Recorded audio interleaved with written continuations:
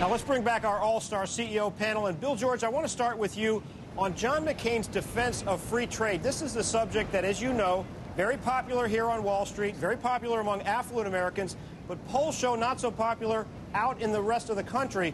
So, Bill George, how well do you think John McCain can prosecute that argument against Barack Obama? Well, John, I'm a big free trader, and I certainly support the idea of free trade. I think Senator Obama said today that he was very much in support of free trade, and I think we've got to support much more trade among our global companies and get more innovation and creativity. But unfortunately, Senator McCain kind of lost me with all the tax increase, with the idea that we're going to give tax cuts to the wealthy and what I consider to be a very short-term pandering on the gas tax. Let me follow up there, Bill George. You are on the board of ExxonMobil. You're supporting, it sounds like, Barack Obama here. Do you support a windfall tax that the energy companies, the oil companies, should be paying a tax because of the money they make as a result of high oil? Well, actually, Exxon's paying over $100 billion in taxes worldwide, and I'd like to see more energy resources open up in North America. That's one way to get closer to independence. I don't think McCain's being realistic, saying we can be truly independent of foreign oil, but I'd like to see us open up more resources and, as Obama said, accelerate the alternative fuels, and as McCain said, get into nuclear. I think we have to have an aggressive program. But what I didn't hear was more focus on efficiency from McCain, and I think we need a lot of focus on being much more energy efficient in the United States and around the world. Hank Greenberg, what about that? We have not seen a real substantial energy policy. Is this enough, what Senator McCain is saying, to really get people to conserve, to get the automakers to produce cars that people want? That means small and fuel efficient. Look, I think McCain has got a very good energy policy. One, he would like to see us drill more offshore where we have lots of oil off the coast of Florida and California. And I think his plan to share the revenues with the states where before they have resisted, I hope they will not now.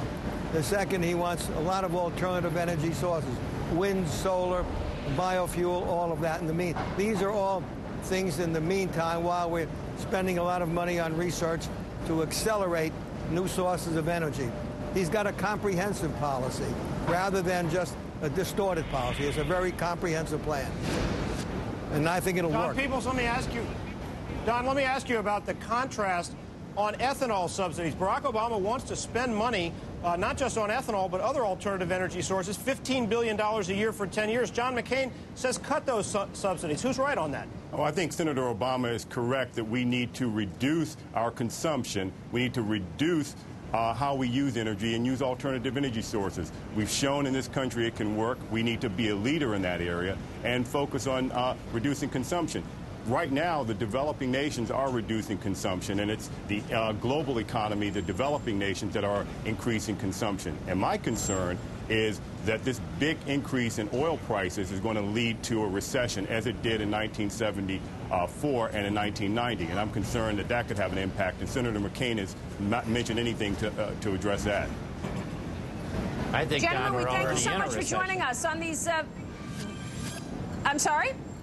I just said I think we're already in a recession, and we've got to be very aggressive in helping all Americans to get our way out of that. But is higher taxes the answer? I mean, that's the crux of the issue. If we are in a recession, does higher taxes put the squeeze on people even more? Well, I think certainly not higher taxes on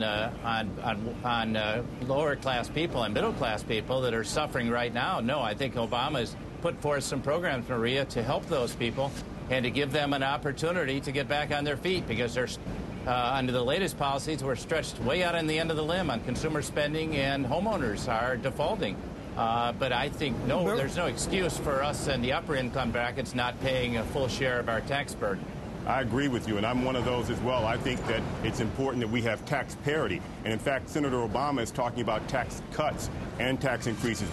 But when someone says just tax increases, we have to look at what Senator McCain proposed. What Senator McCain proposes, according to the Office of Tax Policy, would result in an additional $5 $8.7 trillion in the next 10 years. That's a significant amount of money as well. Senator Obama is talking about balancing the tax burden on America, and I think that's a good thing. Right. Gentlemen, we so appreciate you joining us on these very important issues. Hank Greenberg, you want to weigh on that real quick? Well, I was going to say, if raising taxes or even selectively raising them and cutting for some, that's not going to help the economy. The economy needs a kickstart, because what you're going to do is you don't get investment with higher taxes. You want to encourage corporations to invest, not take their money away in taxes. Jobs are created by companies, not by government. And you keep government. If we're a market economy, let's not throw that out the window. We've done very well with that. All right. So leave it there. Hank Greenberg, Bill George, Don Peebles, we thank you so much for weighing in on these very important issues. Thank you, gentlemen. We'll talk with you